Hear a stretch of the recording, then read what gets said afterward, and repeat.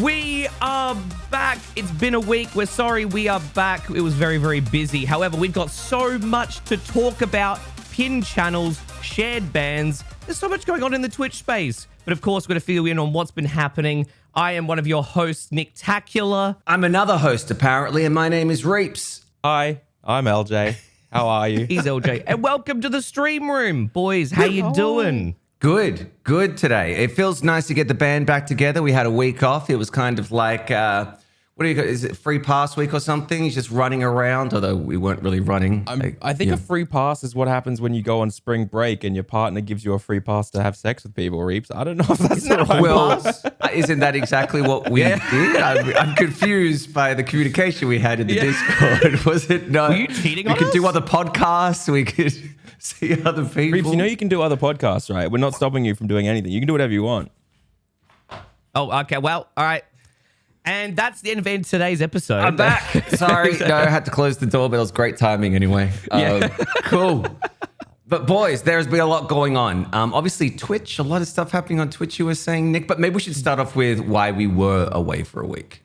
Yes. I'll begin. So not only was I in Melbourne, but as soon as I got back from Melbourne, I was sick. I was very sick with the flu, which made it very hard for us to record before and after when I got back. And then, of course, it was a busy time. Yes. Everyone's been very busy. Is it usually this time of the year? Because, you know, I know like all the tax stuff is happening right now in Australia. I don't know what it is overseas, but for us, it's middle of the year. Tax stuff is happening. Yeah. It's the 27th of July. What do you mean, mate? Are you past your tax time? Are you all right? What do you mean? 27th of July, you can go do it all the way up until October, and then that's when they're like, yo, you need to get all your tax stuff in. No, mine's March next year. What? Yeah, I've got an accountant, so I get an extension until March next year. So Oh, I can do yeah. mine, 'cause Oh, with yeah. American. Oh, You that's- guys should yeah, be doing the I've same start- thing. What do you mean? I do the same thing, but I keep in my brain when I used to do it back in the day. As the old uni student, you know, it was until October. So I'm a fool. I'm sorry. Yeah. I'm sorry. Yeah. I know. I forgive After you. that whole previous episode, it was funny. I was talking to Lonely Shark and Walker. After listening to that episode, they were like incredibly stressed about tax after listening to that. I'm going to say it. They should be. They know. Yeah. It's like exactly. Too many people are just kind of like vibing it out because they don't realize what they need to be doing. Because there's two issues, right, that happen with taxing streamers. One, they're either none of them are tax compliant and they owe a bunch of money and don't realize it. Or two, they're actually paying way too much tax and they're not realizing how much they can get back and how it's doing. I'm in that camp. So if you're a streamer and you're listening to this, guys, do your tax properly because it's not all 5% tax withheld across everything on Twitch. It is 0% or 10% or depends, all sorts of stuff. Yes. But everyone's just out there, man, doing whatever. Yeah. Doing their thing. So I went to my accountant. I'm like, hey, look, we're going to get this form, but Twitch is a US company, so they don't send their tax thing until later in the year. And she's like, oh, okay. So then we'll figure it out, I guess. Yeah, it is. That's the worst thing probably about the whole Twitch thing is you do have to wait later on to get your forms and all the kind of the breakdowns of everything. And it's frustrating in the meantime, that's for sure. I love it. Oh, yeah. Hey, guys, welcome back to the Stream Room podcast where we do really entertaining content. Taxes. Taxes, can't forget about taxes. But no, Nick, you were going down to Melbourne, was that right? And you saw soccer. And you met up with Walkerman and you met with Lonely Shark Melb, who are amazing streamers. Tell us about that. I did. It was a very, very nice little triple date with those boys. It was a very, very good time. We went for a little afternoon bite, a little bit of a drink. It was quite nice. You know, down at St Kilda. Okay. And it was great. And then we spent, but yeah, mostly it was to go see my lovely partner and also go to the Manchester United game because as much as I don't follow sports ball as much as I used to. Still love my teams, and I've always wanted to see Manchester United play live.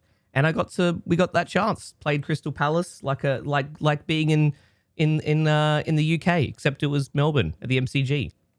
And then after the game, 10 people decided to break the rules and pitch invade. $11. Oh God, $11,000 per piece. It was crazy. Throughout the entire match, they were like. On the big screens, they're like, if you jump the fence, it's $11,000 fine. And then after the game, they were just like, fuck, we don't care. And they did it. It wasn't even to do anything malicious. They were just being dumb. I don't think I reckon they don't get the fine. I reckon the fine is there as a deterrent, but I don't think anyone does that, right? I reckon they sit there and they're like, oh, we're totally going to fine you. We're going to fine you. Right. And then they get in the back and they're like, what are you doing, you dickhead? Right? What are you actually doing? Ready. Please, They for the love had of God, security stop. guards like on the ready. Like they were Yeah. already Oh, yeah. just kind of chilling there. And after the first one was premeditated. 3 people jumped the fence at the same time. 2 of them tackled security guards so their third friend could break through and run to the center of the pitch. It was wild. What the hell? Do you remember those old piracy ads where it was like, you wouldn't steal a car. You wouldn't download a car. Yeah, sorry, you wouldn't download a car. That's right. And it was all about piracy. They should do that. It's like, you wouldn't tackle a security guard. You wouldn't steal a soccer ball. $11,000. Yeah. Yeah, There you legit. go. Far out. I mean, but they do crazy things. I remember, the World Cup's coming up as well. We won't go into that whole mess that is corruption, but it seems to be those big moments, right, where it's like, okay, this is the world's most people watching this. So let's just have a naked woman run through the field with, a web address on her body so it gets more press, which is crazy to me. This was it Vitali? I told you not to leak my idea to grow the Twitch stream. Like I said, hey man, so what I've done is I've paid a man to write stream room across his penis and to run across the World Cup. Oh my God. That's actually genius. It's a big To be fair, I don't know if it's going to be visible. I didn't have a lot of money, so we had to go by letter. Okay. And he didn't have much space. So it was Yeah. just TSR, the stream room. Not Just as put hung that as on we there. would have Yeah. liked. No, Yes. no. Yes. No. It's STEM, Okay. and that's it. Strem. STEM. Let's Just go STEM. STEM. Sorry, I Sorry. was gonna, like, completely STEM missed the research. R. What? Okay. But yeah, I believe this was back in the World Cup. Vitali got this really, hot lady to run across completely naked with his kind of socials on her. Got a crap ton of coverage for it, and he's just living off that or whatever it was. And I mean, it's an idea, so maybe we should do that in the future. But I don't know what's big that's coming up in Australia that we can really do. I guess there's like sex sells to a different extent. That's crazy. I definitely, actually right? didn't know about this. Yeah, look it up. It's crazy. Maybe I'll put a thing up. Like most things, it's like the question of like how much money would it take for you to do this like X, Y, and Z? Oh, So, yeah. literally the same thing. For one, enough to cover the fine. Yes. And then 2, for a cab ride home. Yeah. LJ put himself out there for anybody who would like to try that with the STEM. No, it's probably ST for mine, to be honest. Yeah. Mine's just like half an S, and I'm done. That's all I got. But we should probably get back on track with what's going on in the world. So that sounded like a great time. My last week was busy as well. Basically just trying to get back into the flow of streaming and doing YouTube videos and stuff, boys. I got to be honest. I find that during winter, because it's winter over here in Australia, I find it hard to get that motivation. And we've talked about motivation a lot, but some days you just feel like a lot more kind of blur. And you really got to push through and go, I just got to do it. You just got to do it. You just got to do it. So I don't know if it's the same with you, but yeah, I've been finding it a bit difficult the past few weeks to really get that oomph, that energy that I need. Yeah, definitely been feeling the same. I managed in my sickly state, managed to edit some TikToks for us from the stream room, which I plan to do a few more. But also edited a little video that I put up on the YouTube channel. So I actually managed to actually get some work done, which was nice. But I feel the same as you. Like it's definitely a struggle, especially depending on how you deal with, the winter cold. It's like you just want to be rugged up and warm and your body's just slower and you're like a frail old man, Yep. So it's difficult. It doesn't matter that we're just sitting at a desk, but it still affects you. It still affects you. Oh, yeah. For sure. Definitely. But we've got to talk about like the fact that it's affected Pokimane. Well, not to the extent of winter, but Pokimane has said that she's taken an indefinite break from Twitch. I'm not sure if it's for mental health or other projects, or she just wants to take a vacation. But it does show that there is such a big strain. I think the bigger you are as a streamer or as a personality or as a YouTuber or anything like that, the more you're in the public eye. And I feel that if you take a week off without saying why you're taking a week off, especially if you're at that level, then people are like, what's going on? What's happening? Is something wrong? It all becomes about you. And it seems to me like Pokimane's just like, I just don't want to be in the headlines of Twitter anymore. But What say you?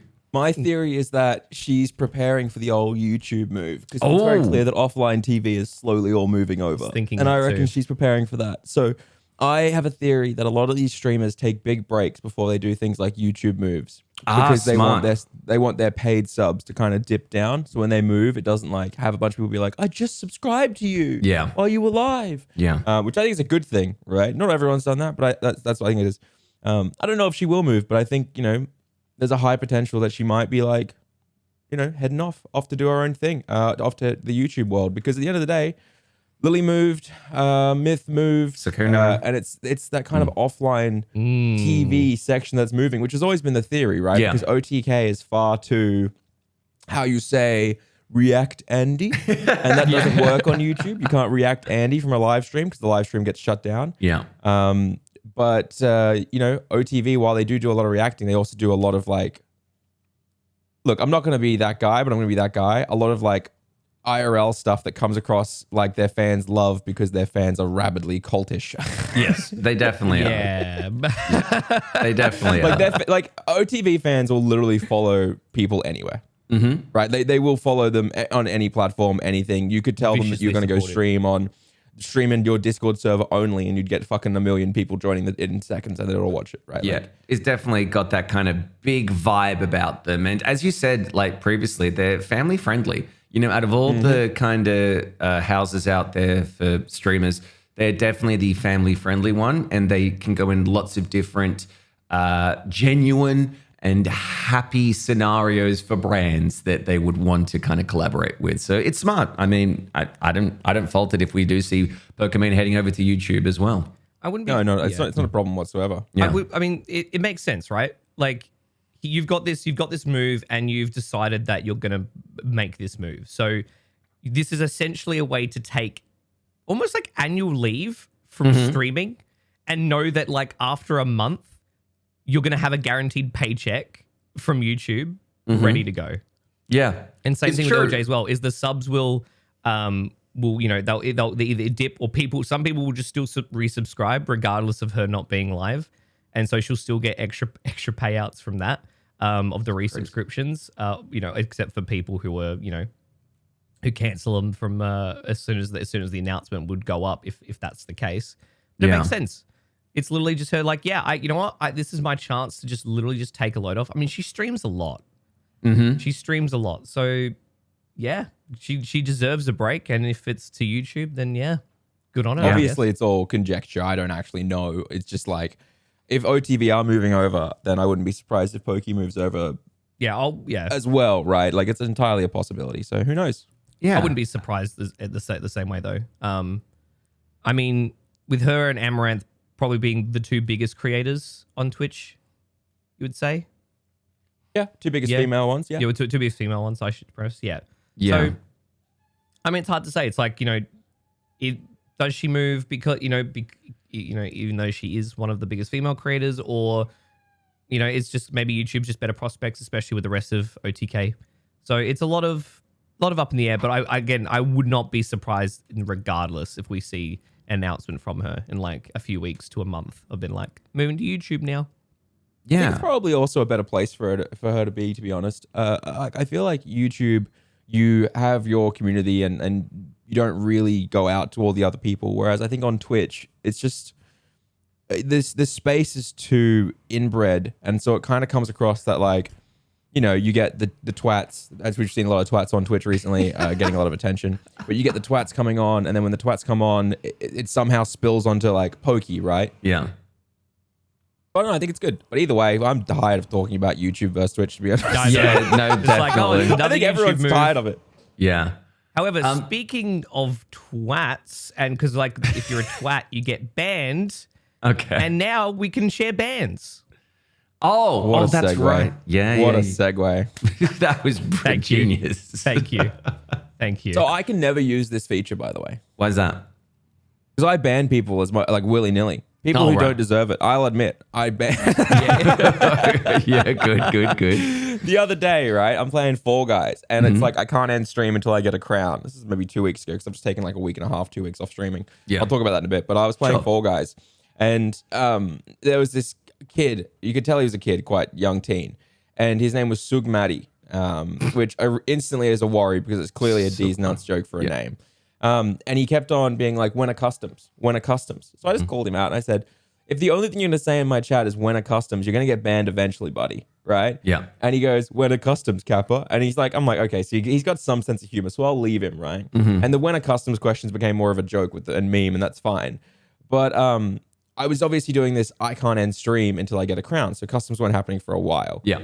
And everyone kind of was like memeing a bit, being like LJ without the E, because that's like the joke when I lose a lot. Gotcha. And it's a bit of a meme, right? But no one was going too intense with it. They're just being like, Omega lol, you suck, blah, blah, blah, blah. But good old Sug Matty, right as I lost, I came second, right, on Hexaring, and I came second because I glitched through. Like I glitched through the floor. I hate Hexaring. I hate it. Yeah, it's terrible. Like I got caught between two hexes as one disappeared and it glitched me through and I died, right? Yeah. Coming second in the entire thing. Otherwise I could have ended stream after dozens and dozens of losses. And Sug Matty goes, holy shit, you suck so much. You're actually the worst. Bracket, no offense, bracket, Omega lol. And like but no most offense. people, he also, by the way, spelling errors galore, of course. But he said like no offense as if he's talking about like get off that fence. Anyway, so it was really funny. But essentially he says that and I'm like, all right, get the fuck out. And I gave him a 10-day timeout. Yeah. Yeah, as you should. And then a new account pops up called Suk Matty and goes, sorry, LJ, everyone was doing it. I thought it was funny. And I said, Suk Matty, are you Suk Matty on your alt and you've come back after getting 10-day timeout? And he goes, maybe. And I'm like, oh, all right. It's a little thing. Mods, get him. And then my mod Kresman is sat there and he's like laughing in chat. And the Suk Matty goes, no, please. Everyone's doing it. Please. I'll be good. I promise. Don't do this to me. Yeah. I'm not ready. And then I'm Jesus not goes, ready. 10-day timeout. It was so good. Like he's just sending all these little instant messages. Yeah. And then Cheese is just letting it go until like the final moment that she's like, goodbye. But no, I don't know. I don't want to share bans. Sharing bans for me personally would lead to probably far too many people in other people's chats who don't deserve the ban.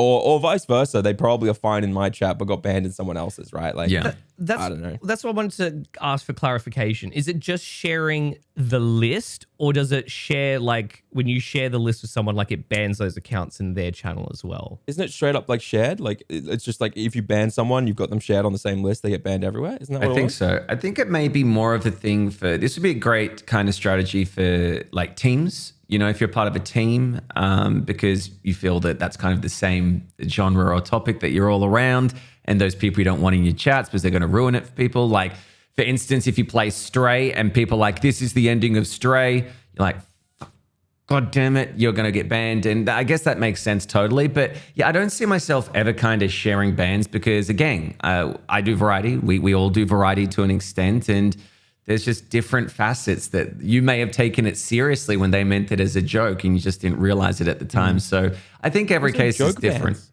Yeah, I get joke banned in your stream all the time. Exactly, Sometimes it lasts a couple days. Yeah. I don't imagine if all three of us shared bans and I get joke banned in Reapz' chat, and then I try to go to Nick's chat the next day and I'm still joke banned in Reapz' chat, so I'm banned everywhere. Yeah, and like I do things where I'm like, okay, we're doing this competition. If you lose, I'm going to ban you for the next week, and I ban someone for a week. And I'll be honest, sometimes I forget to unban. So, like, you know what I mean? Like, if I so me and Reapz are sharing, right? And say Phase on Kiwi, who's from my community, and now he's in Reapz' community and stuff like that, because cross pollination, growth, baby, we love it. Just synergy and stuff like that. So like, say I ban Phazon, which to be honest, Phazon, you know, you watch yourself, you got it coming. And like, then it's like a joke ban turns into he's actually banned in Reapz' channel, and Reapz' doesn't know because he can't say anything. He can't appeal in Reapz' because he's only banned in mine. Yeah, like, you know what I mean? Like, I understand it's got a lot of really good uses and it can work well in some communities, but I don't think I would ever use it. Yeah, just got some clarification for you. It is only a list. It is only sharing a list. It's a shit feature, to be honest. So hang on. So it's a list, but if someone pops up in your chat that is, well, so once they've shared, once you've shared lists with someone, so if Reapz bans LJ, and then LJ comes into my stream, it'll pop up with a message saying this user is banned in another stream of that and then you can basically mark them as safe, or you can take action. Yeah. Okay. So it basically flags people that are banned in other streams, so I'll allow it then. Now I'm okay with it. So it doesn't LJ has decreed. It's not an auto ban in like every channel that's a part of the list. But you definitely, all that happens is you go on that list. So the other streamers that you've shared it with will be able to see what accounts are on there, and then they'll be flagged.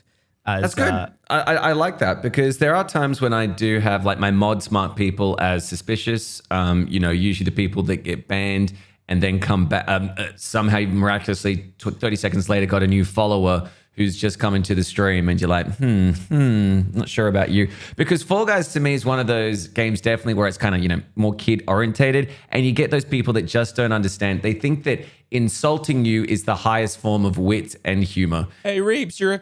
Yeah, literally. I get that all the time, and I'm like, cool, man. Thank you so much. Appreciate that. But they don't know when to stop. It's fine for like, there's times when I allow it, but then there's times it's just like, okay, seriously, dude, I'm 3 hours into Fall Guys. I'm salty as fuck. Now's not the time to be like, you fucking suck. Like, just don't do that. So my rule of thumb is if the only thing you're bringing to chat is the insult, then you're not funny. Yeah. Like, so I've got this channel in my Discord called Counting, right? Where you count to 100. It's really, really been fun. But there's like 1 or 2 people who never engage in helping the count, but they always try and wreck the count. Gotcha. And it's just like, you got to kind of at a certain point realize how the first time, kind of funny. Yeah. Second time, kind of funny. But if you're only ever ruining it for people, it's not funny. No. You're just a piece of shit. Like you're just like, and like, so I obviously not everyone, but I saw this one guy in my Discord was ruining it over and over and over again for people, right? And it got to the point where it was no longer funny, right? He was like ruining it when they got to like 5 or when they got to like 8, which is like, come on. Yeah. It's not funny. That's just annoying. And he did it again. So I stepped in. I didn't do a mod warning, didn't do anything like that. I just replied to him fucking it up as, you must be really fun at parties. Just let that linger in his brain, fester there. Yeah. Damn. And, he hasn't messed it up in a good couple 24, 48 hours. So I think I'm doing all right. Yeah, it's like you just stuck the knife in deep. Like, I bet you're fun. Moderation is 2 parts banning, 1 part fear. Okay? That's true. Fear mongering works in Twitch chat, I find. Definitely. That's what we could go with. I will say though, the shared ban things will be interesting, because like you get joke situations where it's going to be like, I'll pop into Reapz' stream one day. It'll be like, you're untrustworthy. Like, Nick, what happened? I called LJ a 3-head yesterday. Yeah. And just it happened. But it happens, in other cases, like maybe you're not going to know who's going to share ban lists with people, so you don't know what's going to happen. It's going to lead to a very weird environment for sure. Yeah. I mean, here's the question we should ask. Like, knowing what we know about ban lists now, will you use it? Will you be sharing this with other people? For one, I don't know enough people to be bothered using it, to be entirely honest. Like also, I think 99% of our audiences will never overlap, and the people who get banned from one of our chats will never pop into the other person's chat. Yeah. Like, I'm just never going to use it. And that's not to say it's a bad feature. I think it's a great feature. I love when Twitch adds features that are good for people, but I don't necessarily need to use it. I'm not one of those people who's like, why did you add this? But I don't know. I wouldn't use it. Yep. Nick? I don't know.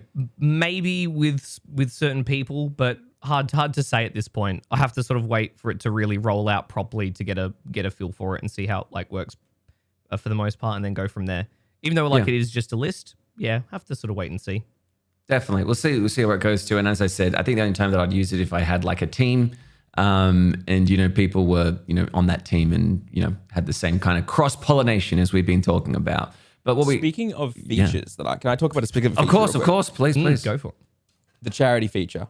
Oh, it's so good. Yeah. Twitch are rolling out, if you haven't heard, a charity feature. Now, it's really, really cool. Essentially, you can set up a charity, and the way it's connected is Twitch has completely connected themselves to the PayPal charity fund, which there are already so many charities set up over there. So pretty much you go, once the feature is out, you're going to be able to go in, you're going to be able to select a charity, and then add it to your stream. It works with your event queue, which means hopefully in the future when it goes out to everyone, there'll be API for alerts as well, which will work, which is sick. And it will replace your sub button with a donate charity button, and people can donate directly to charity. Now, I know people are thinking, "Ooh, what kind of cut is Twitch taking?"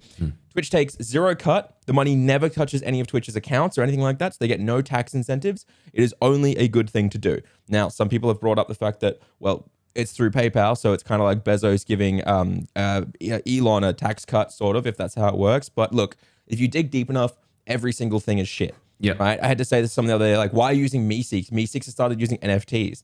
I'm like, mate, you are literally telling me that I'm a bad person because I'm using Meeseeks while you're trying to become a Twitch streamer on Amazon and a YouTuber on Google. Do you realize what you're saying, right? Like, you dig deep enough, everything is fucking trash, right? But I don't have the energy. You got to pick your battles, you fight, right? But essentially, the charity feature is so cool. But I did something a bit embarrassing. Oh no! Oh no! What? What'd you do? So we all know that in the small streamer space, Twitch is kind of the big bad enemy. Okay. So when Twitch announced this, they got a lot of hate, despite the fact that in their tweets, in their documentations, in their announcements, in everything they can, in big bold, they said, we get no tax cut, we get no incentives, and we don't take a single cut of these donations. They go directly to charity, right? They said it everywhere. But they got absolutely lambasted, spit roasted, bent over, pants revealed, slapped on the ass, and called Sally. They were destroyed, okay? And I was reading it, just getting more and more frustrated at the fact that we just, as streamers, we need to somehow increase the literacy of our entire industry for some reason, apparently. Okay. And I follow one of the, Twitch lead devs for features. He's a really good guy. And he likes to do little updates, talk about Twitch and stuff like that. For example, when that massive beta change with the previews came out, he tweeted out, "We're testing one of the biggest experiments Twitch has ever done for discovery for 2 hours now, and I haven't received a single tweet. Is Twitter broken?" Which I think is the funniest shit ever. But he tweeted out about the marketing thing, about the charity thing, right? And he says, charity streams with less fuss for streamers, 0 cut or tax incentives for Twitch. And then he just has the link, right? And I was like, cool, yeah, I'll like that. And I looked at the comments, and there's one here by a guy called Mike Minton. And Mike says, "But how much of a cut is Twitch taking? Hard pass, since you won't answer basic questions." And I was like, fuck me. So I reply to the guy. It literally says, this is what I word for word I say. It literally says in the tweet and all the information about the tool that Twitch isn't taking a cut, ... I'm not mean, but you can tell I'm exasperated with the guy, right? So I click on good old Mike's Twitter account. He's the head of all monetization at Twitch and Amazon, and he's memeing with his mate who he works with. And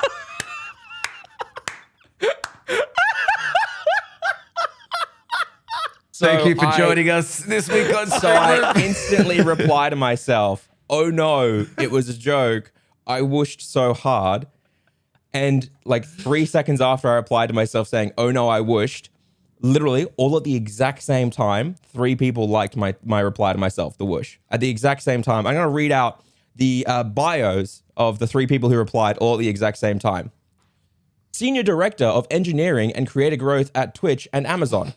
Principal Product Manager at Twitch. Chief Product Officer at Twitch. Dude, they must have all been gathered around and known at the exact same time that this was happening. They're like, "Yo, come over here." They're all in this room watching, and then you... Oh my god! They're like, "Hey, boys, how long do you think it will take for someone to comment saying we got one, boys, we got one?" Oh. He replied to himself, though. Good old Mike did reply to himself and go, "Oops, forgot the kappa." So, yeah, that's good. He forgot the kappa. That's good. That's good. But not only did I call out the head of monetization at Twitch and Amazon, but I also got a laughing stock by all of the engineers and product devs. But did they follow you? That's the important thing. Did they follow? No, God, no, they didn't follow me. They don't know who I am. Damn it. Well, they know of you now. Yeah. Well, I think, hear me out. I think a few of these guys already knew about me because whenever a brand new feature comes out that I like, I talk about it in videos, and then I'll always give recommendations and criticism for things. And a few of the things that I've asked for come out really soon, after, like a few weeks after. So I think that someone in there has been watching. They have like, to, for example, the sub bar one, right? When the sub bar and follower bar came out, I was like, I want all of these specific things.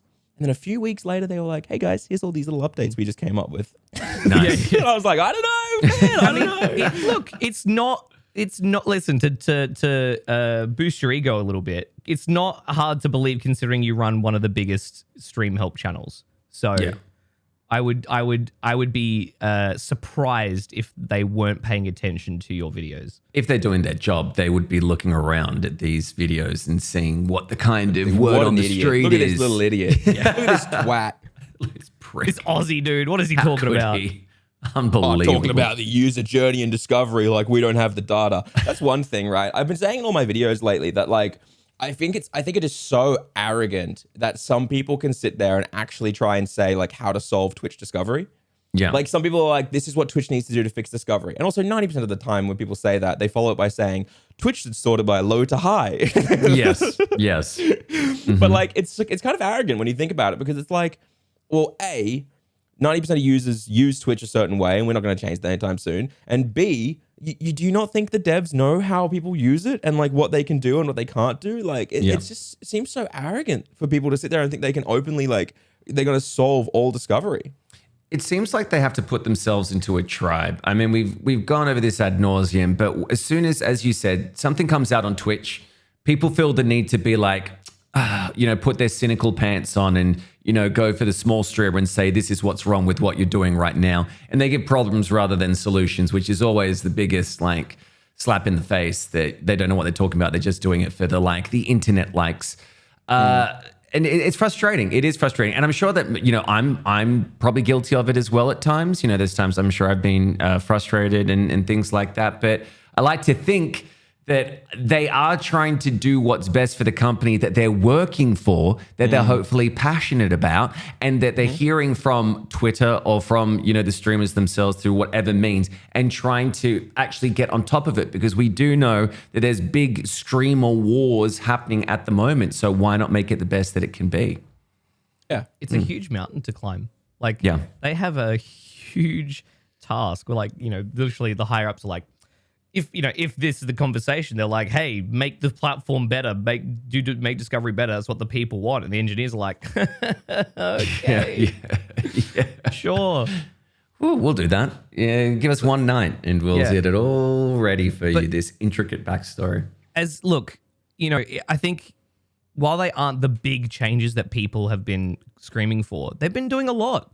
Like, I feel like we've had a new thing announced like every single month for the past like few months. Like, lots of cool little like features and advancements that they've been doing, which I think is awesome. And I think they don't get enough recognition for how much they're actually adding. Oh, no.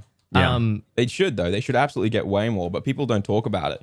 When we talk about YouTube's latest feature they added was raids that don't work. Yes. Oh, and Twitch has added like 12 new features and experimented with a bunch of new stuff, and they all work and are actually pretty sick. Yeah. You know what I mean? It's like, Twitch is shit. Twitch is bad. But it's like, go to YouTube, see what happens. Yeah. It's like, definitely, it's like big, they do big stunts. Like, there's a period of time where nothing's happening, and then all of a sudden it's like, bam, bam, bam. Here's this little update. Here's this little feature. So it's really cool. And you know what? As much as we had discussed, and obviously, the whole streaming community discussed the page update for Discovery, it was them trying something. Like, it was they would try. That's all they can do. They try it, see what people feel if it's going to work, and you know what? Can't fault them for trying, and I applaud them for trying something drastic that they thought that might genuinely could have worked. So Yeah. I think a lot of people, and also because the fact that they put it out in beta and didn't just roll it out, which a lot of other companies do, and they're like, we're just going to change the whole thing. And you've got no say. They were like, okay, we're going to try it out in beta, like actually see what the feedback is before we institute it. Because as we've seen many times, there's a big old overhaul to whatever website you go to, and you're like, what the hell just happened? This is terrible. They didn't give us a chance to like kind of initiate ourselves into this. So I give them full hats off. Oh God, you've just made me. Okay, so I work with a lot of affiliate programs. Okay, so like I do a lot of stuff outside of streaming and gaming that I don't talk about because it's like other business stuff and it's not interesting people. But I do a lot of affiliate stuff and I work in marketing and things like that. And this is not related to anything to do with streaming and stuff like that. But it's interesting on that topic. We've had an affiliate program in a specific niche for like a good 2 years now, and it's been so fucking cool. And like, it's great. It's worked perfectly. It's been a really good income for the team. It's actually part of the stuff that's helped fund the SSN web team to keep like doing articles and keeping the site running and stuff like that. It's again, not SSN. It's completely disconnected, a different niche, different topic, different website. Just does recommendations for things. People click. If they like it, they buy. And then a small cut goes to the web team, right? Oh, they changed the landing page on this website. Not like us, like the program where they sell the thing. Changed the landing page, and it's so fucking bad now. And conversions, like clicks, are still at like 6,000, 7,000 clicks every 2 weeks, right? Which is huge. But the conversions have dropped so much. Like people are just not buying anymore. And it was like, it's literally like, you know, sometimes you see trends where it dips slowly. Yeah. This was overnight. They rolled out the new one and we're like, please just change it back. Please put it back. Change it back. Like, I don't understand. Like people, what happens is I feel like what happens is new CMOs, chief marketing officers come in and they feel like they need to stamp their fucking approval or stamp their moment on, and they do a massive rebrand and they just absolutely it all up. Yep. And it's like, for the love of God, it was working. You don't need to do that. Just run a new PPC campaign or something, right?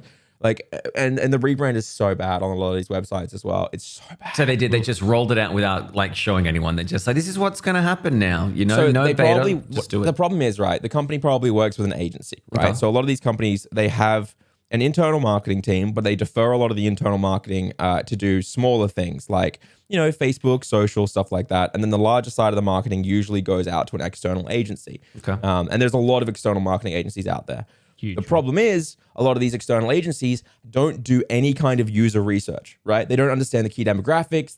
It's like when you hire consultants to come in to help with a business. It's like, yeah, I'm gonna spend all this money to have a consultant come in who doesn't understand my customer or my business. You know what I mean? It's why when I get an accountant for streaming, and what I always say to people is find someone who does tax accounting for digital marketers, because they already work with Amazon affiliates and Google AdSense, right? And so it's much faster for them to understand. And it's like these consultants come in and these agencies come in and they're brand new and they're like, okay, so we think this redesign would be a really good way to keep your brand fresh and to do these things. And then they go, oh, okay. But they don't realize 90% of this business's revenue is literally coming from the fact that when people land on their website, it says in big bold letters, buy here, and makes the journey super easy, right? And they make it all overly complicated now, or they try and hide information. Like I went to this website called Floatplane because Linus Tech Tips was talking about it. And I went there and it's such a bad user journey. The front page is like, it's like, how much does it cost? Oh, you don't know. You can, the people have to set it up themselves. Okay, well, what creators are on here? How do I find the creators? And then it's like, oh, well, how do I know what content they have on there, or the creators have there? It's like, oh, you can't even see how much content the creators have. So it's hard to find the creator. It's hard to know whether or not it's worth the price the creator is set. And it's just complicated and confusing. And I'm like, these companies they don't realize 99% of consumers are so fucking busy and just don't have time to find their way through the programs, right? Yeah. If you want someone to do something, send them directly to where they need to go, right? I'll be honest. Otherwise, it's too hard. I hear them. I hear, you know, them talking about Floatplane, and I know Epos Vox was on Floatplane before he made his own, and maybe that's why he made his own like, you know, secondary subscription website. Because I remember he used Floatplane for a very short stint and maybe realized the same thing. But I'd never actually gone to Floatplane. But it's like you pay the one subscription, you get access to all the bonus content for all those channels on there, right? That's how it works? Or is it specific? I think isn't it creator by creator? Or is it specific? I don't know, actually. From what I read, it was specific. But again, this is another problem, right? Is that if we can't even know ourselves, then that's like, I've gone to Floatplane. It says, say hello to Floatplane. Hello. What's Floatplane? It just has some stuff. Yeah, cool. That's fine. Who's behind it? That's okay, cool. I don't care about who's behind it.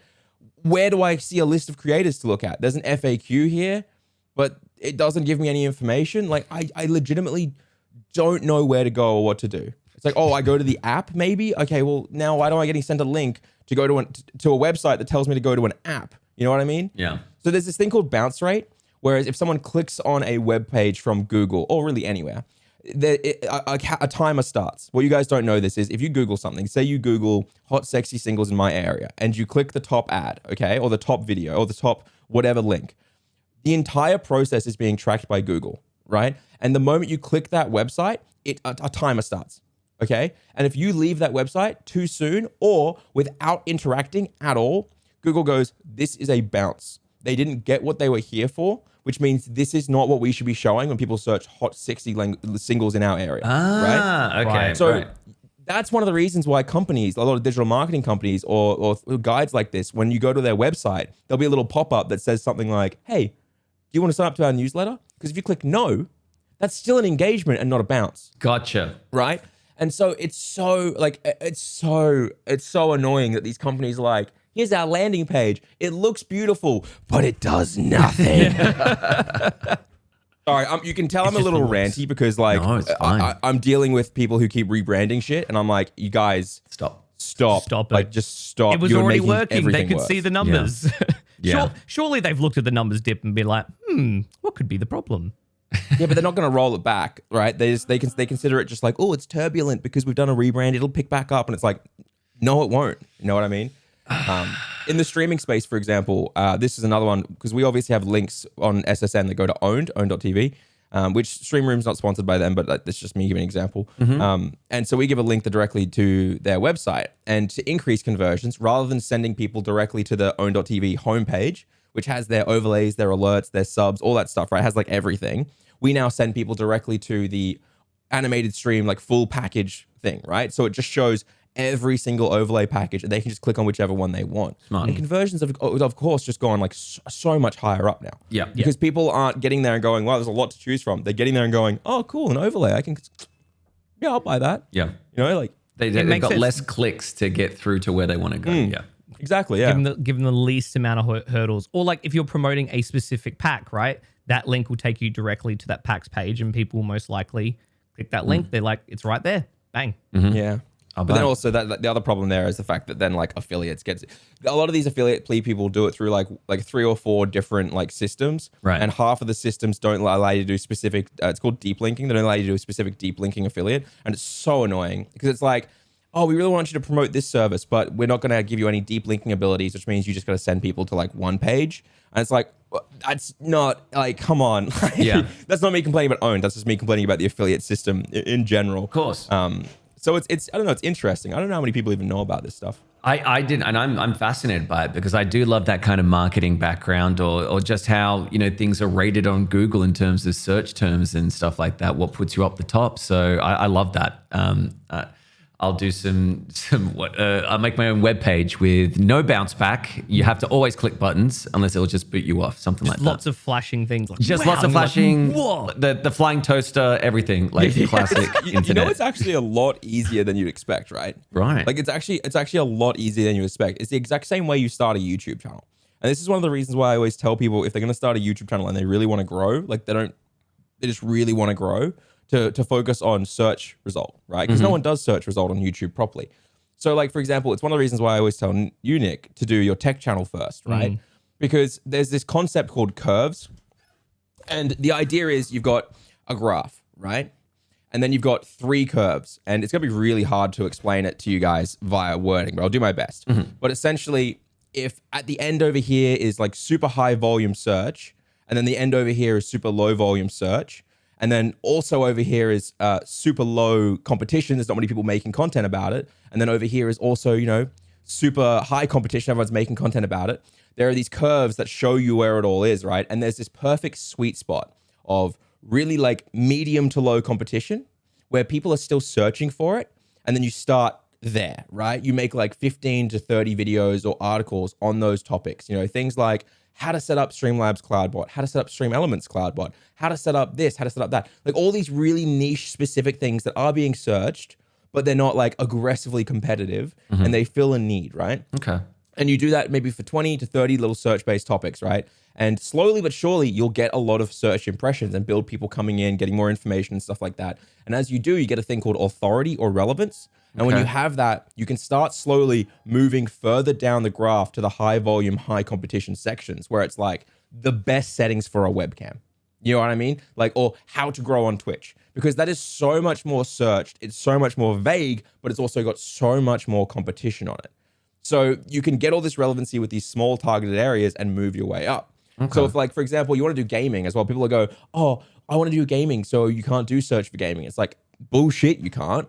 Pick a game, any game you want. Pick any mind mapped topic. Let's say horror. All right. Every time a big fucking horror game comes out, you go, how to use the crucifix in Phasmophobia. How to beat professional solo in Phasmophobia. And you do all these ones. Oh, how to beat Devour in 15 minutes. You know, you do all those walkthroughs, everything like that. And you slowly build it up, build it up, build it up, build it up.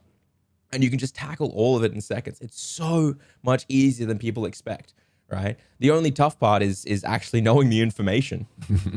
Yes. Yeah, no, that's it. Like, well, that's the thing, because like that anything that's how to falls under the sort of the educational bracket. Like they're learning something of value from the video. It's not just like a purely entertainment perspective. So that's gonna garner a bit more search traffic. So it makes so much sense from that regard. Definitely. But just people forget that YouTube is the second biggest search engine on the planet. Like everyone's like, oh, YouTube's where we go for entertainment. It's like, no, people go there to find information now. Yeah. Honestly, it's like the fact that Google also owns YouTube, like from a user standpoint, even if you go to Google and Google something, if the best results for what you're searching for on YouTube, it'll give you like 3 to 4 videos right at the top of the Google search list being like, yeah, this is exactly what you searched for. And that's a big one, right? They slowly started testing that change about 2-3 years ago. And in my entire space, suddenly I was getting job offers. Because I was one of like the few VSEOs that these people who are in digital marketing actually knew. VSEO being video search engine optimization, whereas these guys are search engine optimization because they do it for written word in Google. Yep. And they all started realizing, holy shit, we're losing rankings and we're losing traffic because all these videos are being recommended. And suddenly my email inbox and my Discord was getting pinged by all my mates in digital being like, can you make us videos? Can you make us videos right now? For the love of God, we need videos. Please. And that's actually how I got in touch with SSN was because they were like, you're streaming.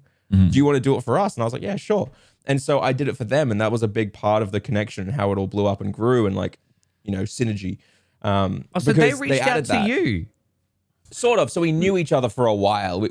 I'm very good friends with the guys who do SSN as the website. Like we're really good mates. We worked together for a good few years.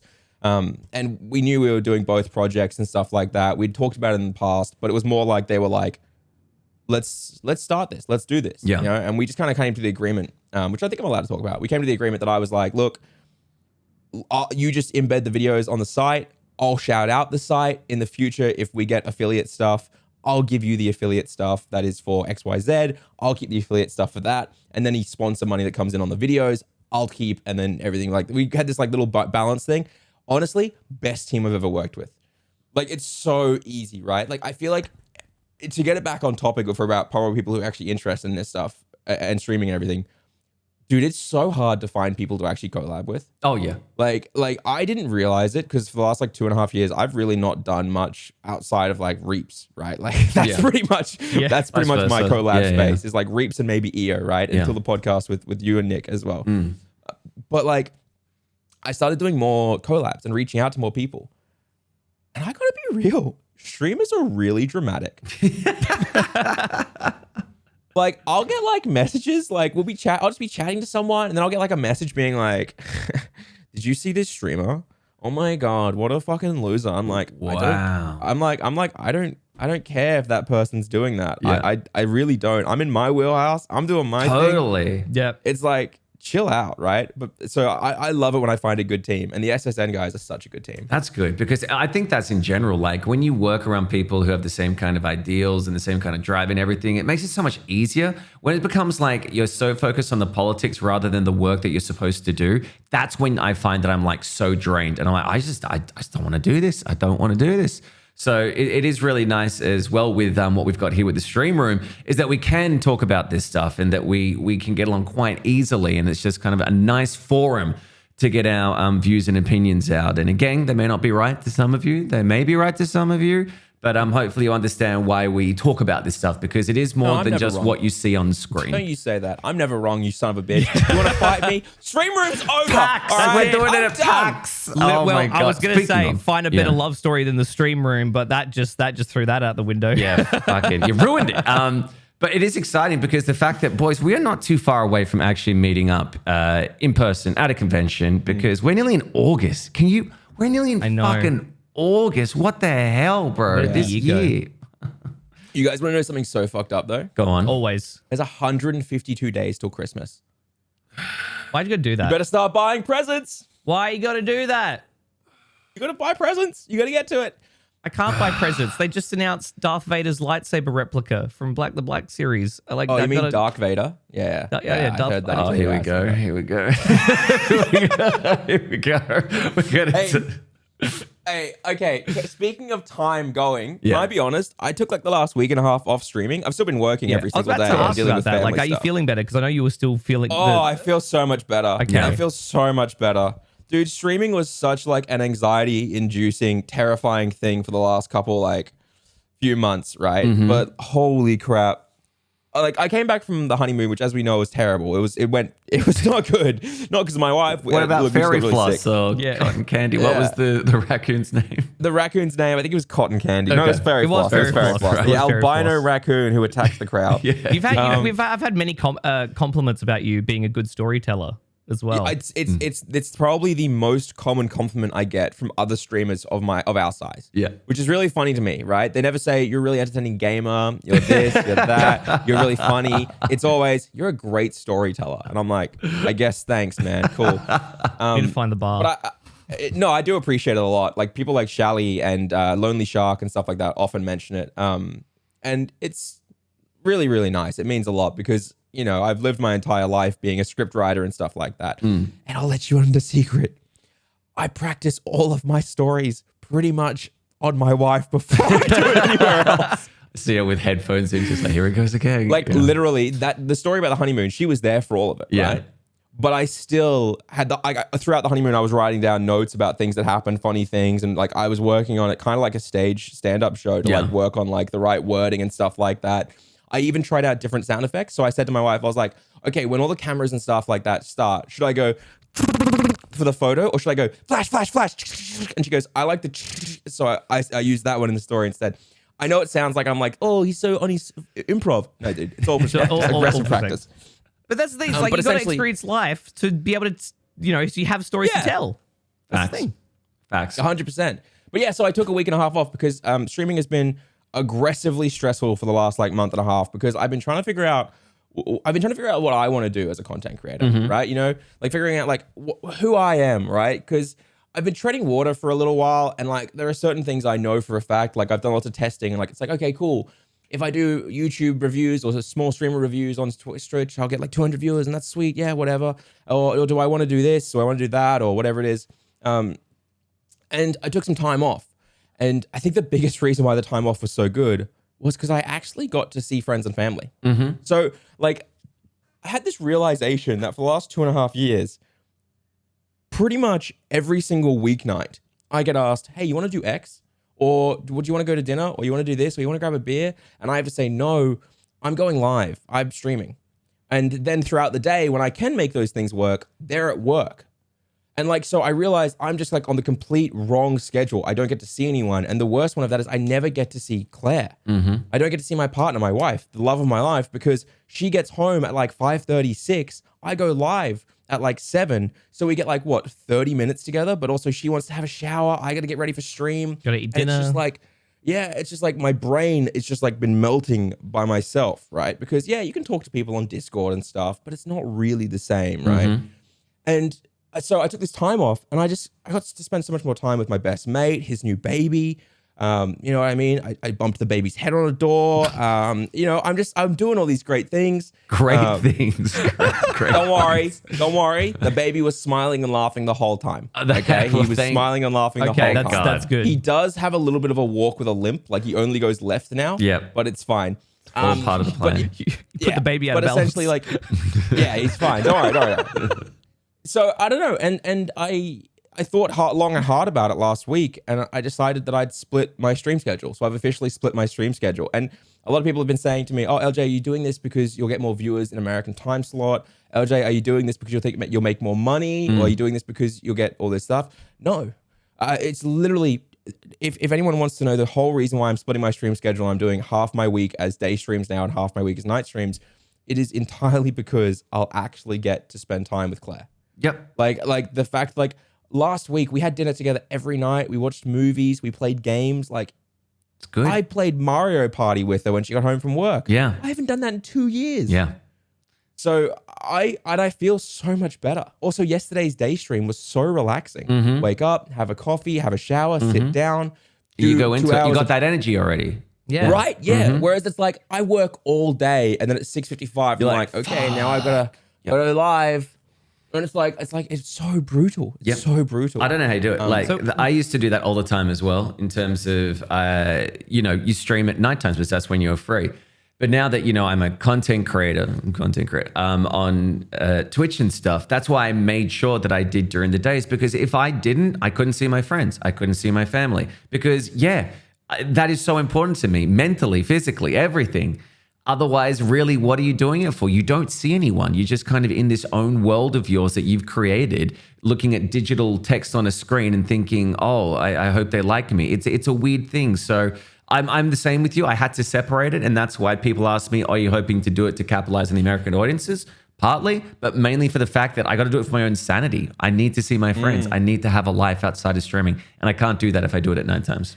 Yeah. I've been, kind of teetering with the fact for a while that, and I've kind of got myself in a good rhythm where it's like Saturday nights are great because that's always like a night that I'm free. And, so if I've got something planned or want to catch up with a friend, usually Saturday nights work great, right? And then if I don't have any plans on Saturday night, either I'll take the night for myself or spend it with Kirsty, or we'll do a movie night in the Discord and then I'll have my own time afterwards. So that's like, I've been glad I've had that one night for the balance. But I'll be honest, for a long time, I've considered going down to 3 days a week and taking the Sunday off as well, or moving that fourth night to just being purely during the week, doing like the 4 days during the week and then having the weekend nights off fully. Because you want to have that time to enjoy life, to see people, and just to have that, to have that time for yourself too. So it's quite the toss up. So LJ, what days are you doing during the day and what are you doing at night now? So I'm doing Monday daytimes. I'll do my whole schedule for you if you want. Here we go. So I'm doing Monday daytimes. Okay. Monday afternoon, I organize stream scheme, thumbnails, VSCO, stuff like that. Tuesday, I do the podcast here with you guys in the morning. And then Tuesday afternoon, I do a recording session for stream scheme. Okay. Wednesday daytime, I do a stream. Wednesday afternoon, Wednesday night, we'll be editing the video I recorded the day before. Thursday morning, I record an LJ video, because if you guys don't know, I've been doing the LJ YouTube channel, which is going fucking so well. And then Friday night, I'll do a stream, but Friday morning, I will edit the LJ video or prep for anything else that I got going on. Saturday, Sunday, I'm trying not to do any more work now, other than I do the podcast, thumbnails and stuff on Sundays. Okay. So like I'm getting into a really like solid routine now of like, this is what my schedule is. This is how I'm going to do it. This is how I'm splitting up my days and my times and stuff like that. And I'm catching up on so much stuff. Just already this week has allowed me to catch up on so much stuff because I just have more time, right? Yep. Just more time in general. Like, for example, I'll link you guys this in general in a second. Here you go. It's my new kit that I've created. I think it's crucial that everyone will want it. It's the second link. Oh, wow. I'm catching up, right? This is one of the most heavily requested kit codes. If you guys don't know what kit code is, it's where like creators and influencers and streamers can create a kit, and it's like all the different links and all the different equipment that you use, and you can set them up. So like, oh, this is all my lighting, this is all my other stuff. I've created one just for all the different beanies that I have. That is amazing. I see the model wearing it, so it's like a different kind of viewpoint, which is great, which is what I need to know. Now, to be honest, I think I should be the model. I've bought maybe. You guys want to see how many of these I've got? Bring it. Let's see. Dude, I've got I got way too many. Can you edit the preview image? Because you could totally. Yeah, you should. I think I can edit the preview image. You should definitely do it as you're doing it. I won't get them all now, but I will take a photo of me holding them all eventually, and I'll edit the preview image for that. Okay, and then Reapz could put the photo in post. That'd be amazing. Yeah. I've literally got so many of these. Off to the left, I can see my old ones, the used ones, the spent ones, the ones that you don't want to use anymore. And I've got 6 of them right over there. Why do you keep the used ones that you don't wear anymore? What do you mean? Do you not wear them anymore? What? No, I don't wear the used ones. They're old. They're gross. Okay, so why do you keep them? They've gone through the wash too many times. They're too saggy now. Come on, man. What are you doing? Wearing the same undies every year for 3 years? No, but why are you keeping them if you're not going to wear them anymore?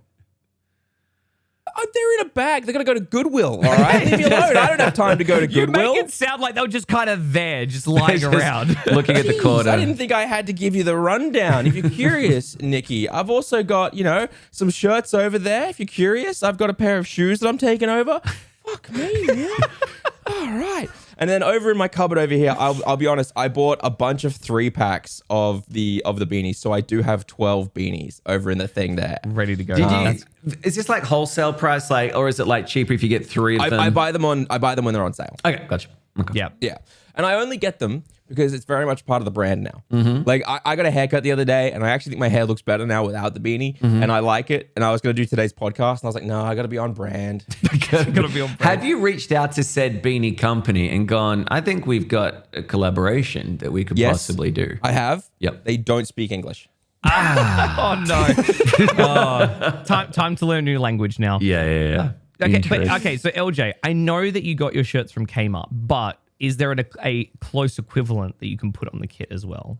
Yeah, I looked into it. I've ordered some for that look like this. If they come, they're good quality. Because here's the thing, I won't put anything on the Kitco unless I've used it. Okay.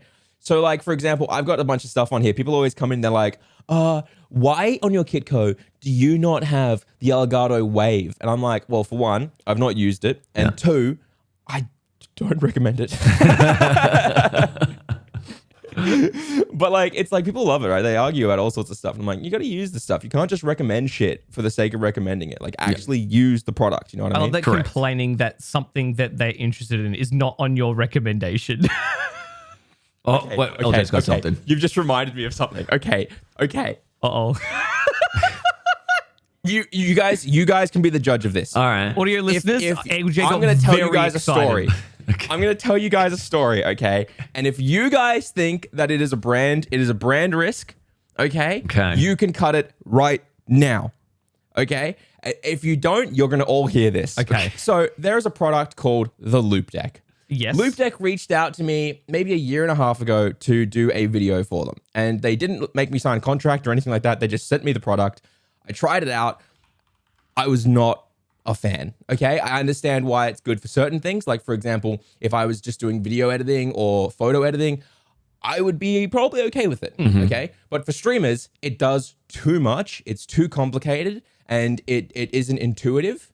And they have these 2 different versions of the software they're working on. And I find that both versions are way too overcomplicated. Okay. It's very good for some things. For example, pardon? Yeah. So they've got an old version and a new version that they're working on. So, All right. so you can do the beta version if you want. Got it. But essentially, the Loop Deck, the good thing about it is, yes, it has the same keys as like a Stream Deck does, but it also has knobs, right? And I'm a fan of knobs because knobs allow you to play with your audio sources. So I could link a very specific OBS audio source, for example, my alert box, directly to a knob, and I can control it there, right? Which is you can't really do even with a Go XLR, right? You can't do that. No.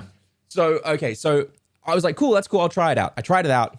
And I'll be honest, I tried it out because a lot of people had made videos talking about how good it was. And I was like, oh, okay, cool. Again, I was not a fan. I would never recommend this product to a new streamer because I work with a lot of new streamers and there's no way they'd be able to set it up to be entirely real, right? So I said that to them and I said, can I send it back to them? And they're like, yeah, we'll get you a thing to send it back. And I'm like, I asked again like a few days later, hey, where's that? Am I sending this back? I've still got it. They haven't given me, I've asked them multiple times if I can send this back to them and I've still got it sat there. And like, you just use it. Maybe you'll like it one day. And I'm like, I'm sorry, I won't. I'm really sorry. Like maybe it's for some, right? The thing is, again, it's fantastic for like Adobe Premiere and stuff like that. That's what I'm looking at right now. It seems good for that. It's too spread. It's too spread out, right? The Stream Deck is beautiful because it does one thing. Stream Deck, right? Like that is what it does. It is buttons and also it is so easy to set up. Yeah. I heard it had like quite a lot of latency as well with stuff and... It does have a little bit, but it also has instant multi-action, which is quite cool of the Loop Deck. So you can tap it and the multi-action will all be instant, which is something that Stream Deck have updated, then reverted the update, then added it, then changed it and done all this stuff. And every single time they do, everyone's Stream Decks break with the multi-actions. So that's fun. But essentially, that existed, right? And that's fine. And it didn't do too well in the streaming crowd, honestly, because of the reasons I said. Okay. Right? Like that is 100% the reason. Also, it was expensive. It is very expensive, yes. I got an email about a new product being created by Razer. Okay? So I don't know if this is a brand risk or not. I don't know. You can cut this if you want. Oh Okay. God. Well, you don't leave I me got with an this. This is email not about- this isn't NDA stuff, right? No, I'm no, sure- no, no, no. It's not NDA. It's already out. It's I already got out. an email Okay. about a brand new product being created by Razer. And I'm really excited about this because they're like, it is the answer to the Stream Deck. Okay. We have I'm links. like, fuck yes, this is so exciting. It is the answer to the Stream Deck. I'm in. And like, can you wake up at 5 a.m. in the morning for this reveal over a Google Meets call? I'm like, yeah, I can do that. Easy. We get in. It's not like a group one. A lot of these calls are usually big groups. Okay. But it's not. It's like a one-on-one. Okay. Right? Okay. And they're like, hey, okay, cool. So here's this thing. We're going to do this stuff. Are you ready for the presentation? I'm like, I'm ready. Screen share it, right? Sorry, I don't have my cam on. It's 5 a.m. or whatever. And like, yeah, no worries, no worries. The very first slide in the presentation is the Loop Deck with the Razer logo photoshopped onto the charger and onto the bottom of the Loop Deck. And I'm like, wait, what? Like thinking to myself, what's going on? And they're talking about the new Razer Stream controller, all this stuff. They're going into it. They're talking about it. And then he switches over and to the next slide and he goes, now this is the software for it. Are you familiar at all with the Loop Deck? And I go, yeah. And he goes, so this is a collaboration. We've worked with them. We've bought this stuff and now we're using their software and we're doing all this. And I said, okay, so I was like, yeah, I'm really familiar with it. And they give me the whole sell, everything like that. And I say, can I ask? So you're relaunching this. This is a brand new product. You're saying you're relaunching it to the streaming market under a new name with the Razer logo on it.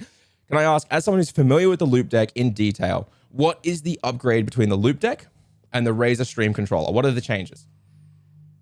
Well, obviously the logo's been added, but also we're making it so that all Razer Chroma and all Razer RGB are able to be controlled directly via the Loop Deck. And I said, okay, so the software, the design, all that stuff, all of that is the exact same? And like, yes, it is. And I was like, oh, okay. And I was very polite about it, all that stuff like that. I said, that's all cool. And they're like, do you want a review copy? And I'm like, no, it's okay. It probably wouldn't perform my channel. I really appreciate it. And I was being very kind, right? But like, obviously they didn't know that I already had this product and that like, I don't think it's like works because the software has so many things. But they've relaunched it. It came out July 16th. They've relaunched it. And this is the problem. It's so expensive. Oh. It is so expensive. Let me pull up the Razer. Yeah, how much is Yeah, this? yeah. Please send us the link. I want to have a look at this. Oh my goodness. So Loop Deck. So Razer The has Razer bought Loop out Deck. Loop Deck, or they've just bought They the haven't rights bought to them out. use It's it? like a board out. It's like a partnership. Okay. It's really strange. So the Stream Deck, right? Yeah. The normal size Stream Deck that's 15 keys is $200 Australian dollars, right? Which is pretty good if you're a brand new. Sometimes you know, you can 150. technically, You can find it for 150. yeah, you can probably find it for a bit cheaper. You know, I'm just going off the Amazon Elgato store, right? So like, but the Loop Deck is 400 AUD, right? So it has less keys on it, but it does have more knobs and it has all the pages and stuff. But again, it's so overly complicated as well. I like what they want to do, but it's really, really, really complicated. Okay. I don't want to be, I'm not a full hater. I'm just saying it's not for me, right? But I'm trying to find the Stream controller now on Amazon and I can't find it, but I man. swear they've already released it. That is okay. Hold on. Oh. I found it on the Razer.com. I found it on Razer.com. Here we go. Okay. Why is it not on Amazon? Oh, this is strange. Spicy. It's currently out of stock, Okay. but it's 269 USD. So That's about 400. it's the exact same price as the actual Loop Deck. Right. So it's the exact same price as the actual Loop Deck. There are no differences, no changes, because obviously the Razer integrated stuff I think will work in the software. So the old Loop Deck will still do it. Okay. And it's double the price of the Stream Deck. Okay. I was bracing myself to hear you say it's $100 more than the original Loop Deck. No. No. Yeah, Let me link it to you though. I'm looking Okay, at it. Here's one of the things, right? Just look at the Loop Deck and then look at the Stream controller. It's literally the exact same bar the logo. It's just a rebrand. And that's fine. Again, this isn't a complaint. It's just a rebrand for a relaunch to target streamers better. But RGB number buttons. Well, no. RGB controlling for Razer Chroma. So if you don't know what Razer Chroma is, if people are listening, Razer Chroma is, for example, on my Death Adder, which by the way, I really like Razer. Don't get me wrong. I actually really like their peripherals. So I've got the Razer Death out of here, and any mouse comes with, or any of their software, like their keyboards and stuff, come with Razer Chroma, which allows you to completely fully customize all of your RGB, which is sick. That's awesome, right? So the Loop Deck will now allow you to control it, which is awesome. But I just thought that was such a, like, I don't know, man. Maybe I'm like looking at this from a bad angle because it's like 5 a.m. in the morning for me. But like, it was so hyped up. There's just like a competitor for the Stream Deck, which is sick. Cause I'm like, I've got a bunch of videos right now planned for the Stream Deck and like free alternatives and stuff. So I was like, this is awesome.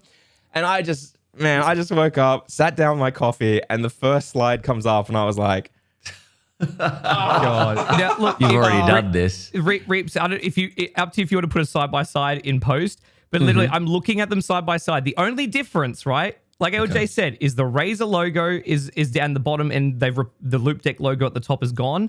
And there's numbers 1 to 7. Those are all different colors on the Razer one compared to the normal Loop Deck. But you can do the colors. Yeah. Oh, you can do the normal one? Okay. There you go. But they know how to market it. They know how to market it. Yeah. So, I'll be honest. That's crazy. Like they just like Razer makes so much hardware on their own. So they not see it viable enough to make something from the ground up. I imagine it's just a much easier thing to partner, right? Like when you think about it in the grand scheme of things, what do you want to do? Use someone who's already built all the manufacturing tools, all the software, everything like that, and just bring it into your ecosystem?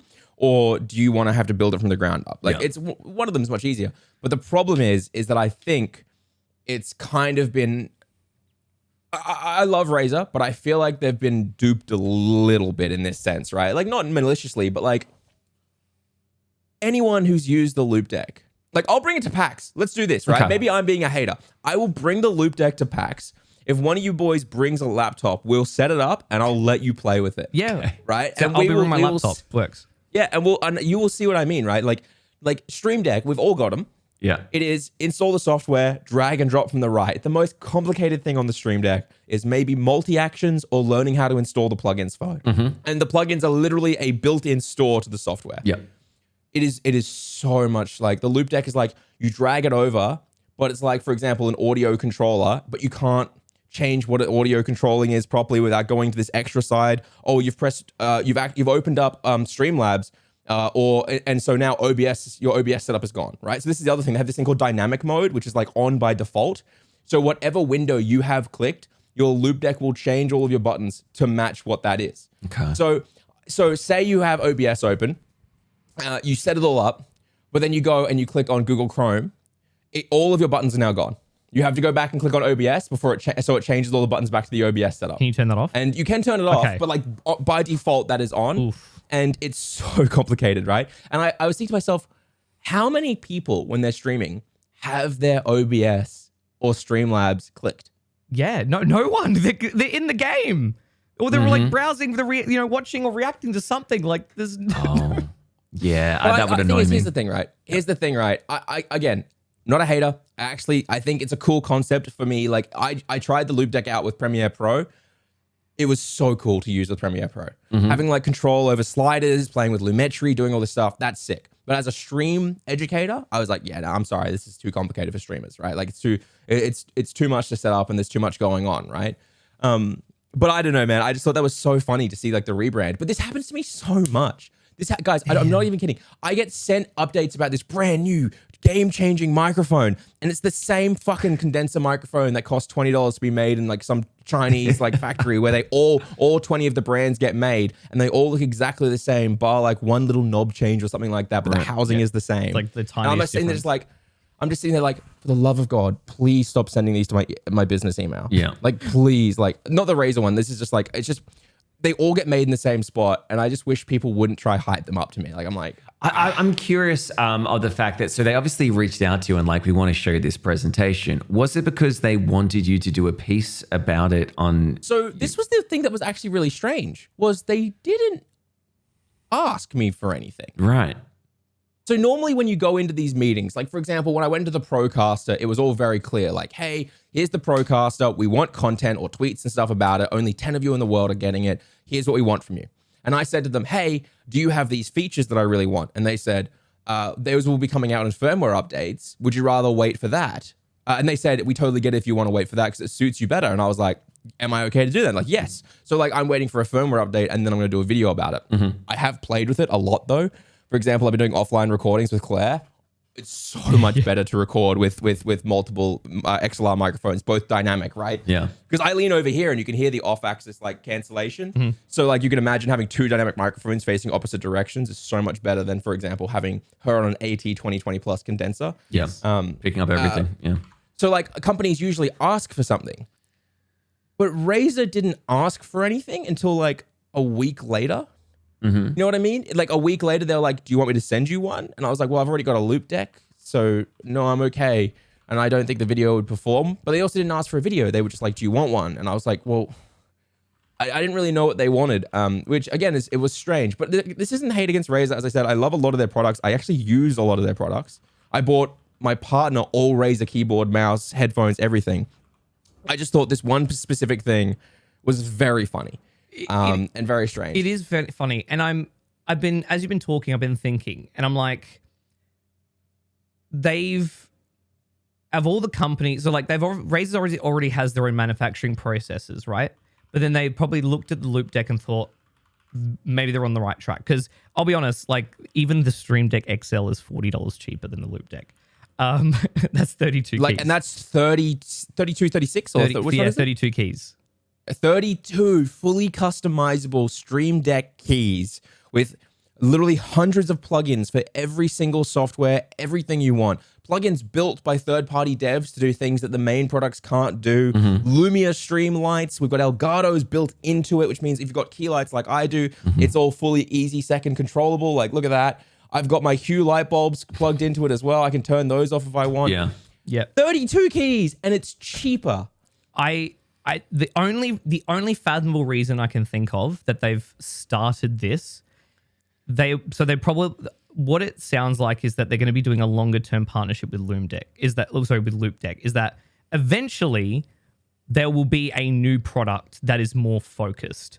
But what this seems like is that in the meantime they've gone, hey, let's slap our name on it. To begin with, generate a bit more income for the loop deck, considering maybe it just, from the creator market because it's Razer, and then all of their Razer partners and ambassadors, they can send this out to them and be like, hey, use this new thing, it's better. And then what I'm assuming is probably going to happen a year probably from now or 6 months from now, they're going to announce that they've got a new product called the Stream Controller V2 or whatever the hell they're going to call this. And it'll be a new product that's in collaboration. So maybe they're going off the existing hardware technology of Loop Deck, but making something more focused down the track. And in the meantime, they're like, hey, you've already got something that's kind of a Stream Deck. Let's just get that out there and we'll work on the new one. You may be right. You may be right in the sense that they're using this as a way to test the market, right? And figure out what's going on. Like, oh, hey, try this stuff out. And we're internally understanding what people want and don't like about this thing now, or what they like. And we can focus on that. But like, I didn't get any hint to that. You know what I mean? Normally in these NDA meetings, NDA is lifted now, you get a little bit more information, a bit of a hint of their long-term plan, right? Because it allows you to make content that's like properly targeted. But I didn't get any hint to that. So I don't know. Maybe you're entirely right. And I do want to quickly clarify.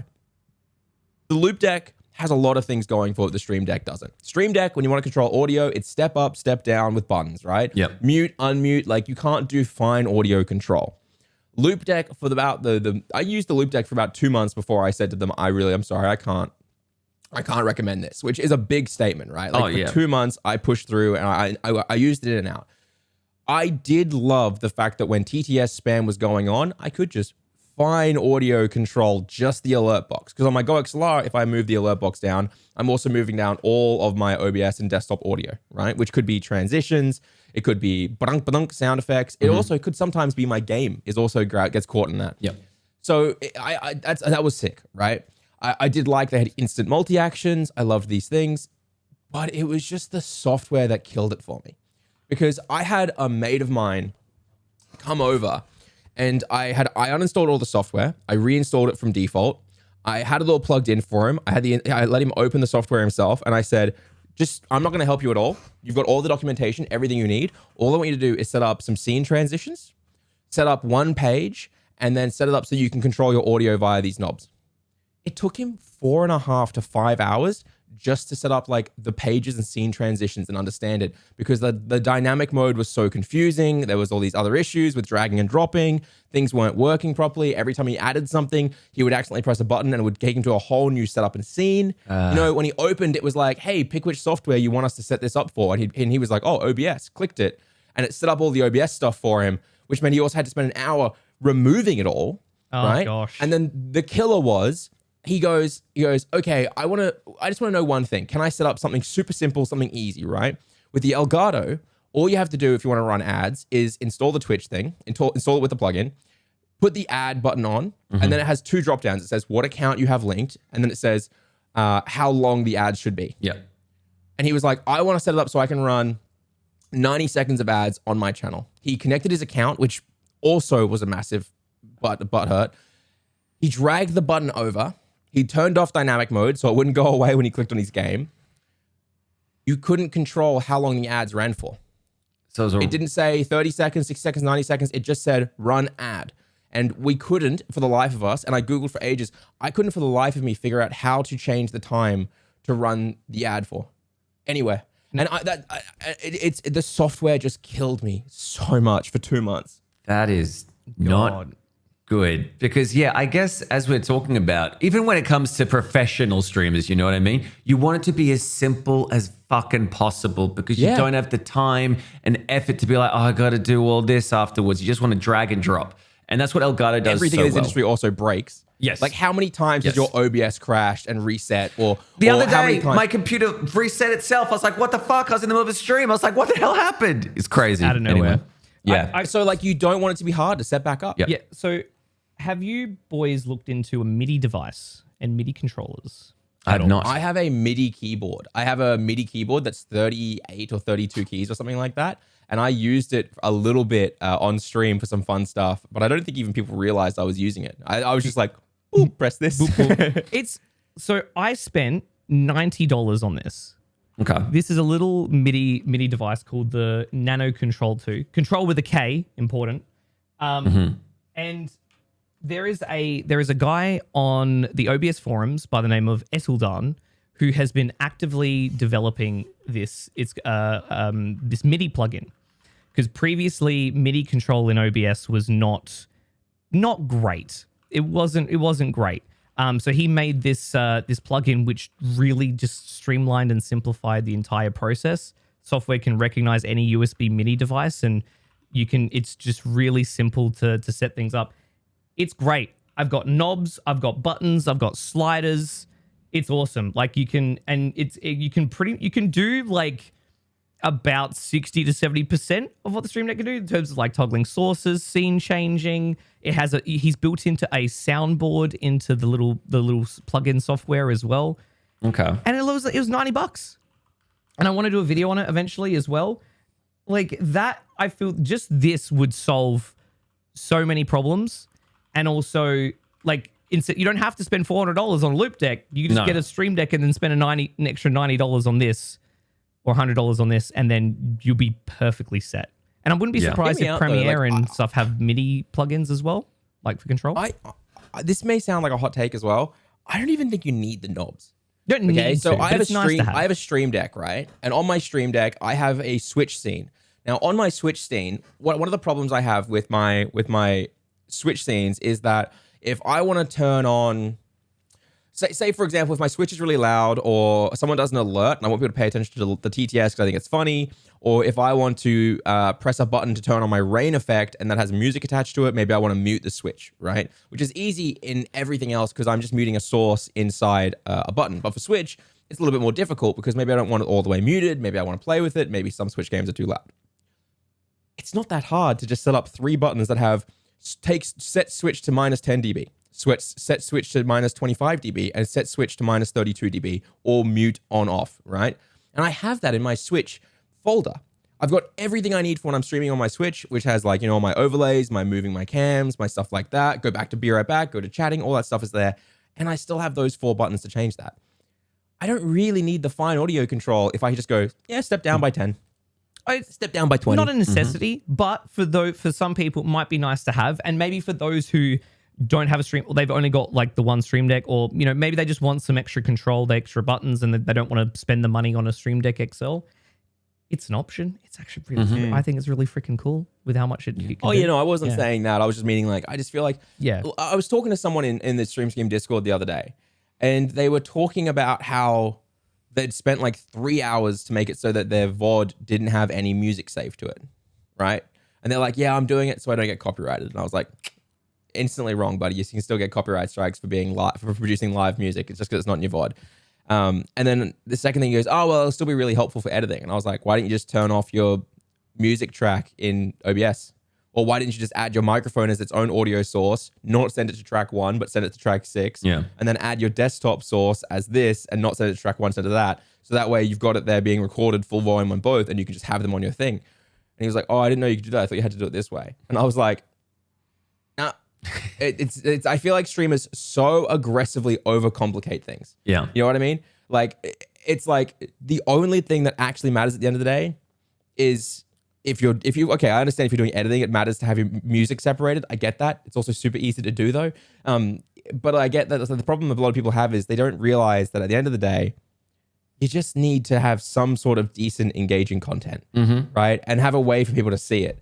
But they spend hours and hours on offline screens. Yeah. Or making sure that there's this one specific thing, you know what I mean? And like, I'm like, does it help your content at all to have this? And they're like, "Oh, not really." I'm like, Ludwig, right? His videos are entirely VOD downloads. His editors are editors on his Twitch channel, and they can go through. So they go to the content page, they rip his VOD and download it because they have access to it, and they just cut it up. No music switch separated, nothing fancy. They just cut it. No one's pixel peeping. But then there's some small streamers who are like, "Yeah, I record at ProRes 422 HQ quality. Yeah, every single stream is about 80 gigabytes worth of data," which is actually that's not. If it's like 5 hours, it'll be like hundreds, right? And they're like, I can barely edit it because it's such a thick file that my PC won't run it. But I'll tell you what, I've got high res pixels, you know what I mean? And my audio is perfectly split. Yeah, I'm quiet for 90% of the recording though, I will admit. Yeah.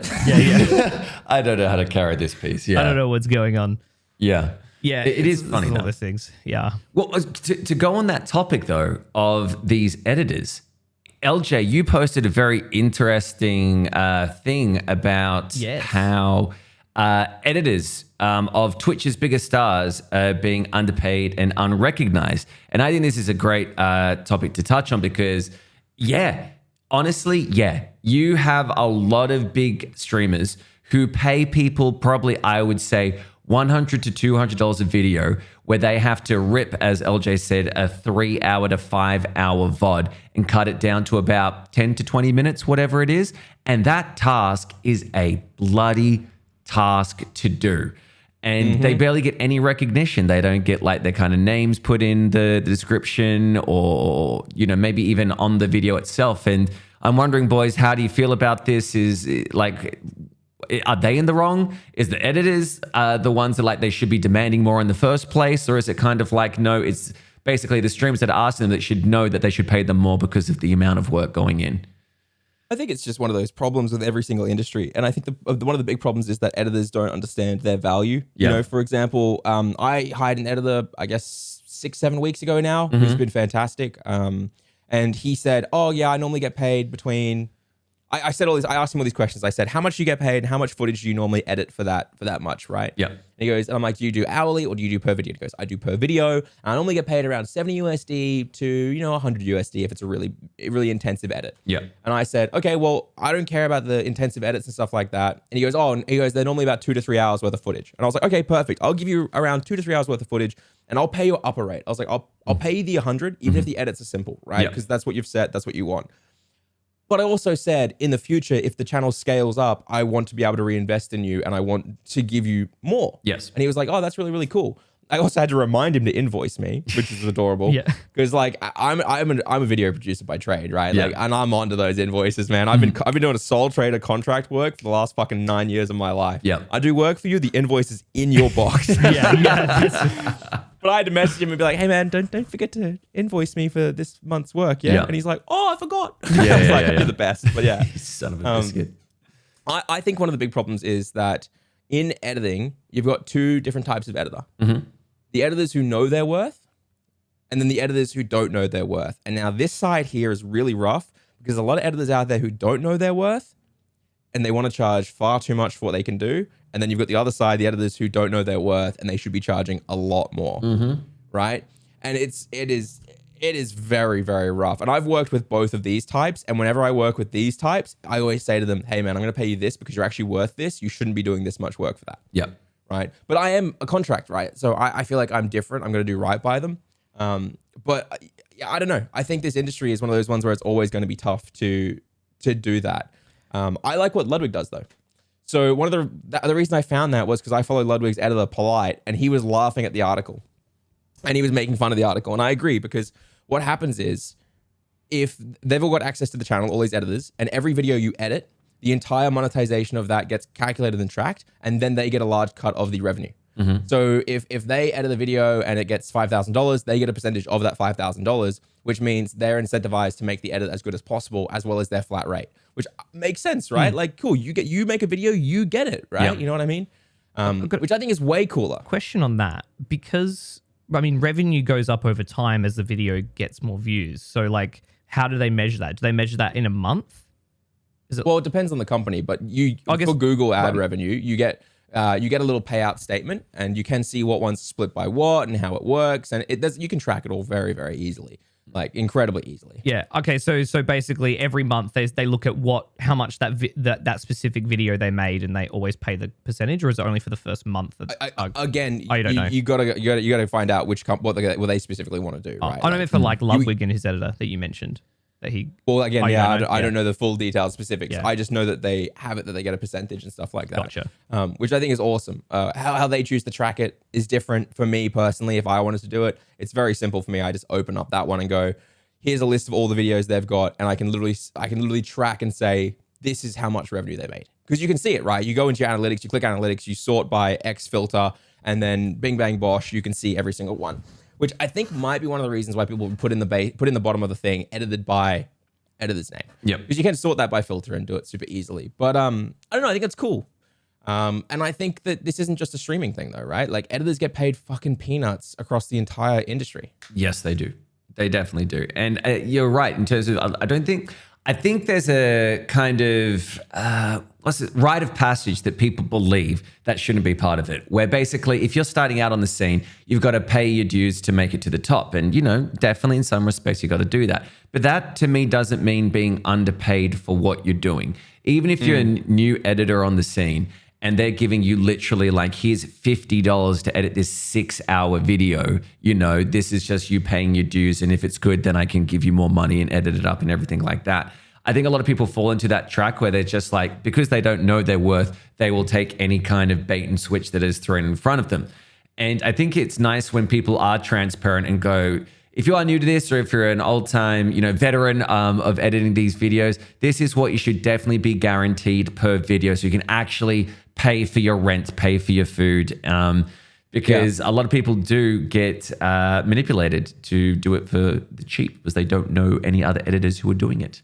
Yeah. And also slow invoices as well. That's one big thing. I feel like slow invoices is people forget that, you could be getting paid $8,000 a month for all your work. But if that takes 20, 30 days to come in, that could be fucking murderous, right? Yes. Which is interesting because at the same time, we had this big debate in a Discord, not really a debate. We had this big conversation in a Discord the other day about when you have a sponsor, what your net should be. Yep. So there's a thing called net and then day number, right? So net 45 means that once the invoice is in, they'll take 45 days to pay you. If it says net 60, it'll be that. And a lot of streamers were saying to me that they will never accept net 45. They will only do net 30. And I thought that was so interesting because I was like, I can understand net 30 or even net 7 if you're working with a company that's like 8 people. Yeah. It's flexible. People can handle it. Click, click, click.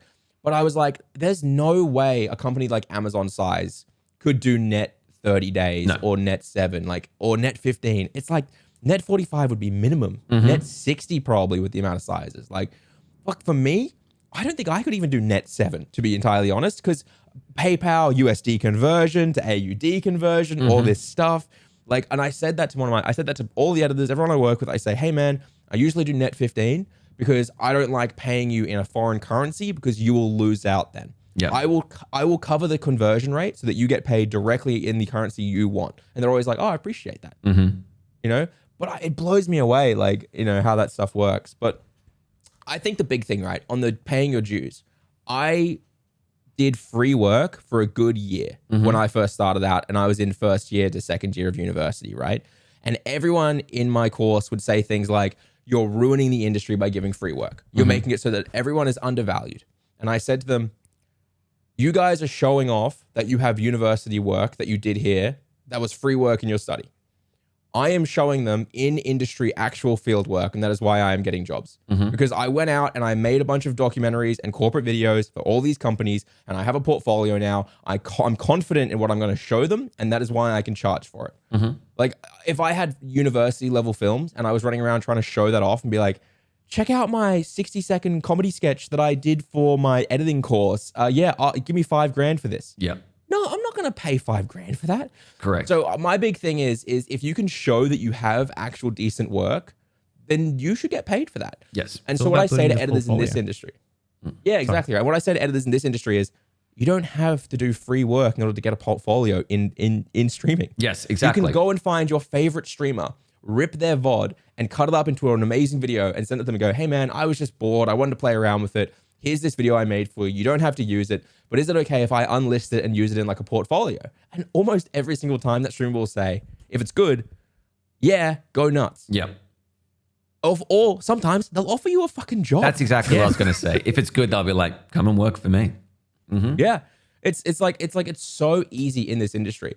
Go through a streamer's 30-day top clips, download every single one, turn it into a highlight, offer it to the streamer. They'll probably turn around and say, hey, can you do that monthly for me? And I'll pay you X rate. Yep, definitely. Without a shadow of a doubt. And I think a lot of people do want to do it because this is nice to know that there are people out there and they don't know how to get their foot in the door. As LJ just said then, streamers are kind of egotistical. And if you go, I love your lazy. work. And lazy. If I like your work and I'd like to show off that work to you, do you mind if I use it? Chances are they're going to be like, yeah, and you will be on their radar then. They just got to see your message, which may be, half the battle when it comes to bigger streamers. Hey, I see you're streaming 5 days a week. Looks like you don't have time to edit some clips. Well, do I have an offer for you? Yes, I got the buddy for you. Yeah. It's so hard though, isn't it? Because I've got this guy who I should probably like throw his name out there sometime because he's such a good egg and I fucked him around a little bit. He's this fantastic fella. He does really well on TikTok and he's offered to work for me so many times. And I keep on being like, I would love to, but every single time something goes wrong. For example, last time we were going to work together, we had this big idea to do stuff. And then right as we were about to like kick off everything, it turned out like he had to add some extra stuff to his business so that I could actually pay him, right? Okay. So he didn't do any work yet. So we had to wait. And then because it took it 3 weeks for America to sort their stuff out, when he finally came back and was like, I'm ready, I was like, I'm not anymore, and like I feel bad about that. But like, it's one of those hard things to do. But like, if you show you've got value and good work, it's easy to do. I saw the funniest thing the other day, guys. There's this stream coach. I'm not going to say the name, but they're the one that gets called out every 3 weeks. Got it. Yep. And it was so strange. They always say things like, it's not up to anyone else to call you out to do a collab. You should reach out and prove you have value and good reason to do the collab and give them the idea and stuff like that. But then they tweeted out this massive post about how no other streamer education or streamer related YouTubers would ever do collabs with them, right? They were like, and they're not doing them with this person or this person. And so they're all sexist and they're this and they're terrible, right? And I got a bunch of fucking messages being like, dude, why aren't you doing collabs with this person? You sexist. And I didn't reply to any of them, but I was like, because they fucking promote NFT crypto scams and charge $300 to do stream coaching when coaching inherently feels scummy to me. And they are just aggressively like, it's nothing to do with anything about them other than the fact that they're just a massive brand risk. Like massive. And also I thought it was funny that I was getting called out for being like a sexist, by these DMs when like 3 months prior, I'd worked with Iona to come on and do a bunch of videos on Stream Scheme. I'd worked with, and I just finished recording a video with Lysol. I just finished recording a video with fucking Alexandra Lynn. And I was like, yeah, totally. I'm the sexist because You gotta love people. I don't want to work with so NFT entitled. crypto pushers. Yeah, gotta love people so entitled on the internet. They're complaining to you. Why haven't you collabed with this person? Yeah. It's like I'm LJ, sorry why you've been swindled. Why haven't you collabed again with Harris? Why haven't you collabed with Ludwig? What the hell, dude? It's all What's your fault. problem, dude? God. Yeah. I would kiss Harris on the lips for a chance to talk to him again. Oh, did you hear that, Harris? Hopefully he has heard that, or someone can pass on Harris that is having the information. best time of his life. He's been posting, just being like, "Hey, taking some time off, not feeling great," and he's posting photos of him and his baby, and I'm like, "You adorable bastard." You son of a biscuit. His new house is awesome. Yeah. Is You about to say his new haircut, and I was gonna be like, "I know, it's so nice." I mean, yes. Also, yes. But Can the thumbnail for this video just be me on the left, fully photoshopped bald, and then atop it says noob, and then Harris on the right, beautiful hair, and just says pro, or like level 1 mob, level 100 gangster? I'm sure he'll definitely click on that, right? He could, and then he could hear the words we have to that'll say. get all the clicks. I don't even know what our clickbait for this episode is. Oh, we got plenty, but we'll talk about it probably later, unless they want to hear the process of what we do. Yeah. I think people are interested in it, to be entirely honest. Okay. Yeah, like maybe not for this, but I think people are interested in how you make packageable YouTube content. Okay. Because we've had a lot of comments, obviously. Okay. And every single time I click on people's comments, they're like, "I'm doing YouTube now," and I click on it, and it's like they'll have like videos that are uploaded, and the videos will be like it'll be their face in big, and it'll be like beating X game, and I'm always just like, don't take this the wrong way, but that is terrible packaging. You know what I mean? Like, if you look at my channel, the latest video is kind of focused on me, but the 3 before it are this overwhelmingly positive game makes you rage quit, or the one before it was this adorable, or I think it's cute, this cute game is designed for evil, and stuff like that. And the one before it was, this game, Willem Dafoe hunts you down in 12 minutes, right? And like all the packaging is designed around concept, you know, not me. Like, it's the concept that what they're clicking for, and it's doing really well actually. Like, the last one got like 550 views on it, and that's awesome and shit. Which people are like, "LJ, don't you get a lot more on that on other channels?" And it's like, it's brand new. Leave me alone. that's freaking sweet. That's very The guy good. called me L plus ratio because of the new channel though, which is fun. Oh, that's lovely. That's sweet of them. I found this guy's personal channel. He's only uploaded like 5 videos in the last like month and a half, which is more than I've ever done in a better time frame. And he's getting more views than me. But he didn't get 1 million views instantly, so clearly he's a fraud. What a fraud as well. Definitely Curse this fraud. man. Hashtag scandal all over Twitter. Stream Scheme, absolutely worthless. Can't even build his own channel. Yeah, Personal ratio channel. plus L. Absolutely Unbelievable. terrible. So actually, one feature we didn't get to talk about, which is a bit of a small one, but the pinned channels. Twitch channels on the side. What do you guys think? Pin channels. I miss the auto host list. Yeah, that's true. I don't know. I've got too many feelings about it in terms of like the pin channels and stuff.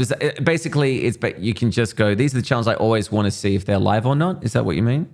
Yeah, so it's like it pins the top 3, so they're always, I think they're always up there regardless if they're offline or not.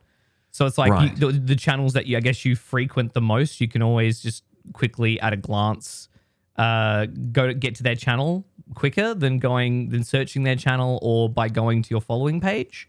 Okay. So yeah, it's like I kind of looked at it, I was like, okay, that's a good, nice little thing. Yeah.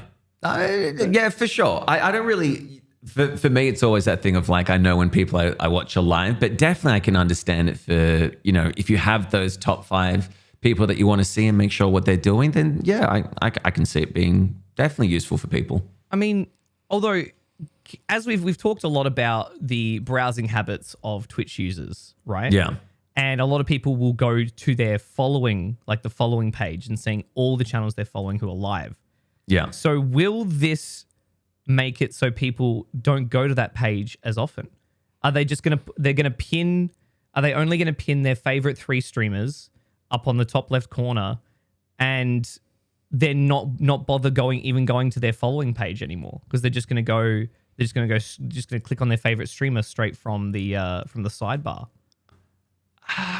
Yeah, That's a good question. I don't know. What would you do that? Like, would you be like, okay, there they are, always there looking at me, always watching. If I'm not there, they know. Yeah, yeah. Well, that's it. I mean, personally, I would like the channels that I watch the most. I would probably have them there so I can open them up in a tab. But I'd probably still go to my following tab anyway, and so that I can see who else was live at the time. So that's just me, but I feel like a lot of people just like they'll open Twitch and the sidebar will be there and they're like, oh, that so-and-so's live. Well, all 3 of my pinned channels are live. Tab. Yeah. And then just kind of leave it at that. That's just my thought process, but I don't know. I guess we'll have to see how people use it, but It'll be something. It'll be something for sure. I was also wondering, boys, I posted that info about how they've done a study and basically kids and teenagers are now spending more time on TikTok than YouTube, which to me is like a crazy stat because it's YouTube and more kids and teens are like, you know what? I prefer just to flick through my phone on random, videos that pop up. Like that's a big shift. Surely that's on YouTube's Reddit to be like, what the fuck is going on here? They are creating shorts to try combat that, right? But as we know, before I'm not going to go on a massive rant about it. I've ranted for ages about how much I fucking despise shorts. Yeah. Right. But YouTube came out and just fully confirmed last week that YouTube shorts don't do anything. They openly said there were those words. They were like, yeah, YouTube shorts don't in any way connect to other videos.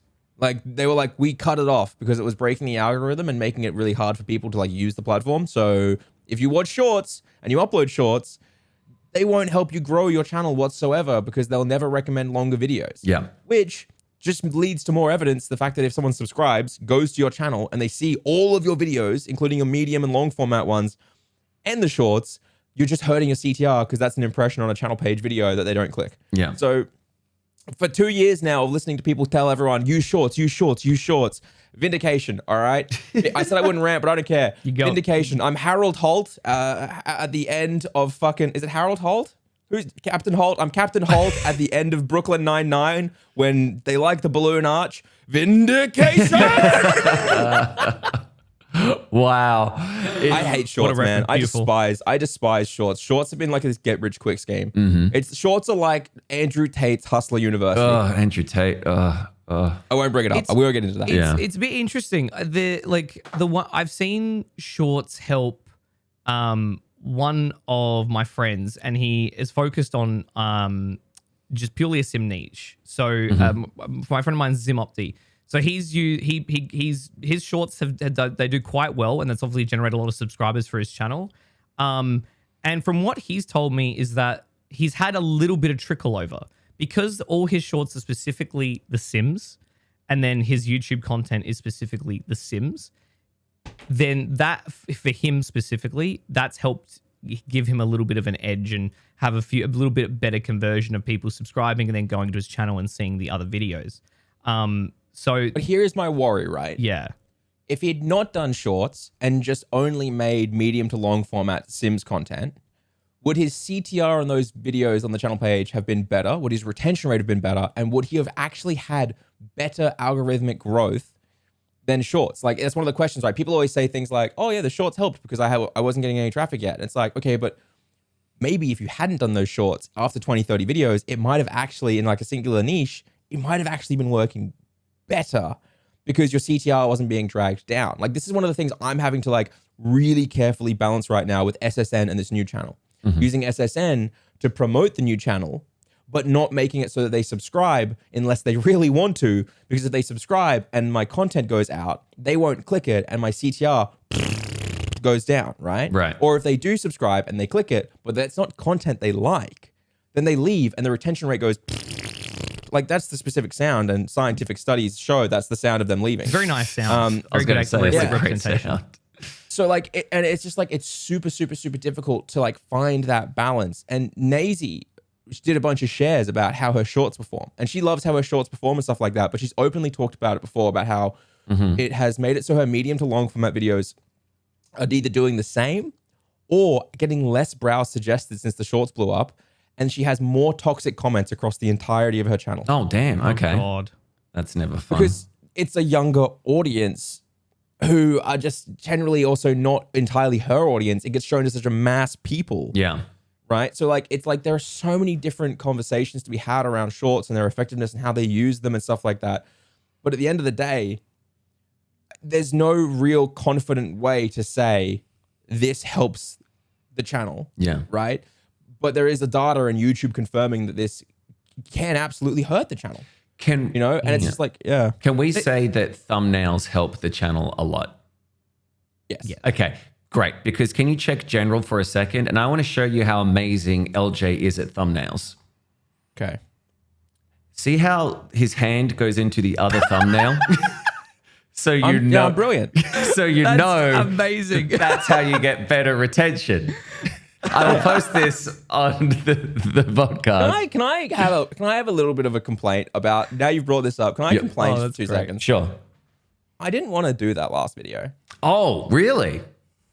I didn't want to do that video. I wanted to do a different video, but like, and I'm really appreciative of the sponsor on it, and the service is a really cool service. I won't go into it. Yeah. But like, I knew that video would underperform. Like, look, the one below it you've posted got 113,000 views in 3 weeks. Right. And then that one's gotten 3,000 views in 4 days. Like, Okay. that video is one of my worst performing releases I've ever done. Right. The new one. Okay. And I knew that. And I warned them of that. Yeah. And sometimes I just feel really, really rough because they're happy. They're also really happy with it though. But I'm like, You've done your bit. but I feel bad, right? Like sorry, I should clarify. I feel bad because I want them to have maximum views because that is what they're paying. Of course. And I want the video to perform well because I'm an artist. No matter what anyone says, I am. And I want my content to be seen by people. Yes. And it just kind of, it just hurts to see something so aggressively underperform.